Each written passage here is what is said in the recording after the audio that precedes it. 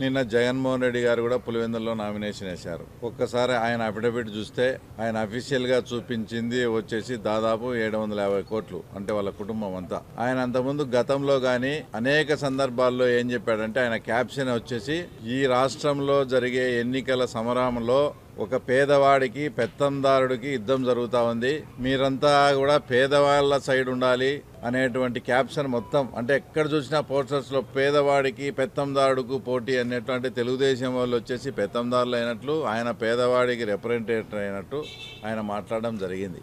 అసలు రాష్ట్రంలో ఉండే పెత్తందారి వాళ్ళకే వచ్చేసి జగన్మోహన్ రెడ్డి ఒక రిప్రజెంటేటర్గా ఉంటూ ఆయన పేదవాడి సైడ్ ఉన్నట్లు మాట్లాడుతూ ఉన్నాడు. ఈరోజు ఆయన అఫీషియల్ అఫిడవిట్ 750 కోట్లు దాదాపు ఉంది.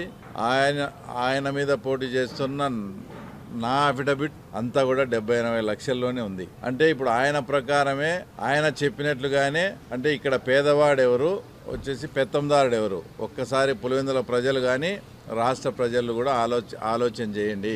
ఆయన ఏం చెప్పాడు, పేదవాడి సైడ్ ఉండమన్నాడు.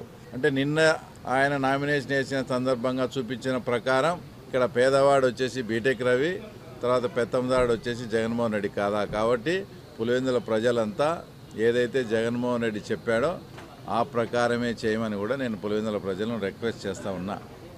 తర్వాత నిన్న జగన్మోహన్ రెడ్డి గారు పులివెందుల్లో మాట్లాడుతూ చాలా అసభ్యకరంగా, చాలా నీచంగా, లాస్ట్కు వాళ్ళ చెల్లెళ్ళు ఏ చీర ధరించారు, వాళ్ళ చెల్లెళ్ళు వచ్చేసి బట్టలు కట్టుకున్న విధానంపై కూడా మాట్లాడడం అనేది ఆయన ఏ స్థాయికి దిగజారాడో ఒక్కసారి రాష్ట్ర ప్రజలు కూడా అర్థం చేసుకోండి.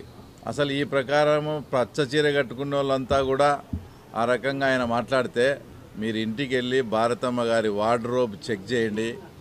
ఆమెకు అసలు పచ్చ చీరలు కానీ పచ్చ డ్రెస్సులు ఉన్నాయా లేదా అని ఒకసారి జగన్మోహన్ రెడ్డిని చెక్ చేసుకో. ఒకవేళ మీరు నిజంగా వార్డ్రోబ్ చెక్ చేసుకొని పచ్చ చీరలు ఉంటే అవన్నీ కూడా ఇంటి బయటికి గెంటేస్తారా? మరి మీరు వివేకానంద రెడ్డి రెండో పెళ్లి జరగలేదా అని పులివెందుల నుంచి మాట్లాడడం అసలు ఎంత సిగ్గుచేటుగా ఉందంటే, ఇది ఆయన 2017లో వివేకానంద రెడ్డి గారు ఎమ్మెల్సీగా పోటీ చేశారు.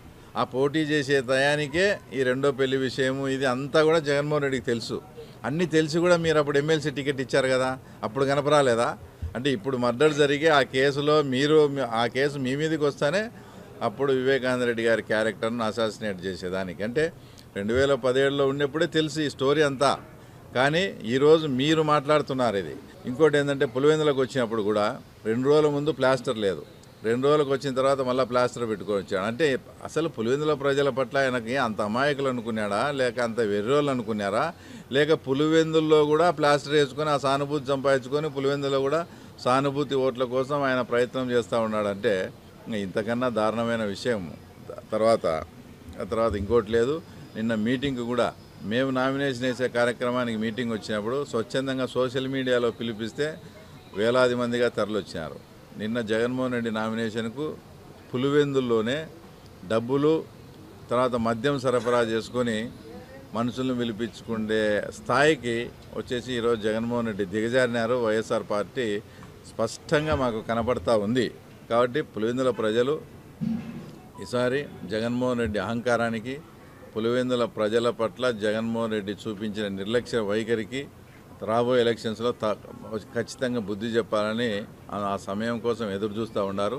తప్పకుండా ఈరోజు ఈ అహంకారానికి, నిర్లక్ష్య వైఖరికి తప్పకుండా బుద్ధి చెప్తారు. ఆయన ఒక ముఖ్యమంత్రి స్థానంలో ఉన్నాడు.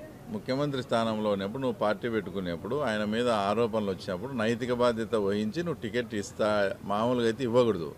సిబిఐ వాళ్ళు అతన్ని అక్యూజ్డ్గా చేర్చి ఇతని పాత్రే ఉంది, ఇతనికి ఆ టయానికి అన్నీ కూడా ఫోన్ కాల్స్ పోవడము, ఎవరైతే A1గా ఉన్నాడో గంగిరెడ్డి కాల్ నుంచి ఇతనికి రావడము, ఈ రకమైన ఫోన్ కాల్ డేటా కూడా తీసినా కూడా ఇంత స్పష్టంగా భారతదేశంలో ఉండే అత్యున్నతమైన దర్యాప్తు సంస్థ చెప్పినప్పటికీ కూడా అతన్ని పక్కన పెట్టుకొని ఇతను చిన్నపిల్లాడు, ఇతనికి సంబంధం లేదని జగన్మోహన్ రెడ్డి ఏ రకంగా సర్టిఫికెట్ ఇస్తాడు?